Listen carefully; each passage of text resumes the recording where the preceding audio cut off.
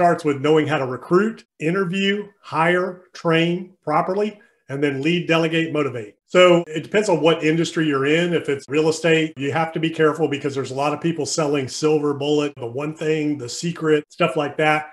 So you'll have people like me that my passion in life, and it always has been, I've been a mentor my entire career to everybody in my business, to all the companies I've owned and things like that. So there's people out there that do it professionally, and you just need to make sure that they have the experience, they know what they're talking about, and they're sincere. And then you need to be able to distinguish that from people that are just trying to get your money or sell you something. They've never done anything, don't know what they're talking about. And you can tell the difference by how somebody talks and by the questions they ask. People will know how much you know by the questions you ask.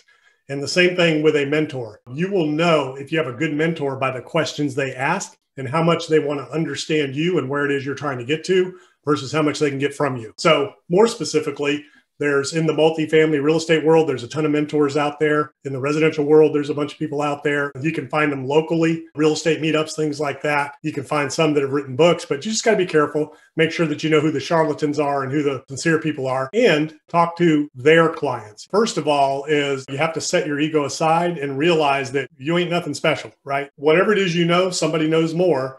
And that none of us are as smart as all of us as a team. So again, what I did was the people that I needed, I went and looked at the best companies in the business doing what it is I wanted to do. And then I recruited some of their people, or you can just recruit for those positions depending on what it is and where you need them. But you can recruit them from other companies. Of course, today you have the online applications. The key is the interview process. So nowadays, Indeed, LinkedIn, social media, that's where you find people now. Very different than when I was in business. And what I was doing very specific, I wanted to build $1 million beach houses. So the biggest company in the area, I literally called up the president of their company and said, hey, I want you to come work with me. And the key was, I want you to come work with me. I don't want you to work for me.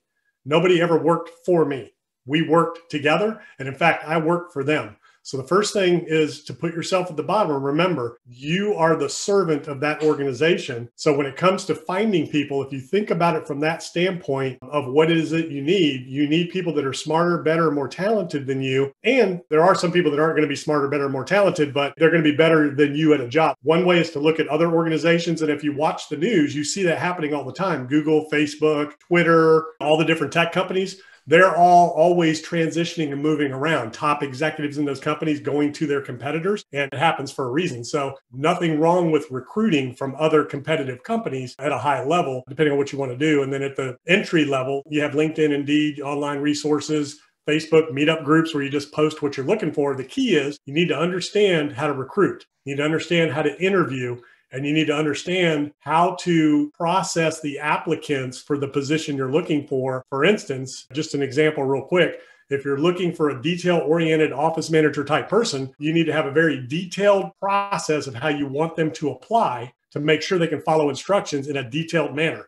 If they don't, red flag, right? You don't want a bookkeeper that can't even fill out or apply for the job the right way, meaning send me your resume in written format with a separate attachment to this email or whatever. So you want to have specific instructions for them to apply for the position. And then the other thing is you always want to, review the resume, see how they're written, read them. Are there typos in there? Is there spelling correct? Punctuation? Is it well written, organized? So you need to think about who it is you're hiring for. If you're hiring sales talent, then you want to have one-on-one. You want to get on video and Zoom first, and you want to challenge them, right? So if you're applying for a job with me and you tell me you're a top salesperson and you're going to blow it out of the market, I'm going to tell you, well, I'm not seeing top talent. And I'm going to see how you respond. And I'm going to say, you don't sound that good to me. And I'm going to see how you respond. So you need to challenge individuals that are going to be in the role of that and make sure that you ask good questions and things like that and have a multi-step interview process. So depending on the level of the employee, that's kind of how you do that.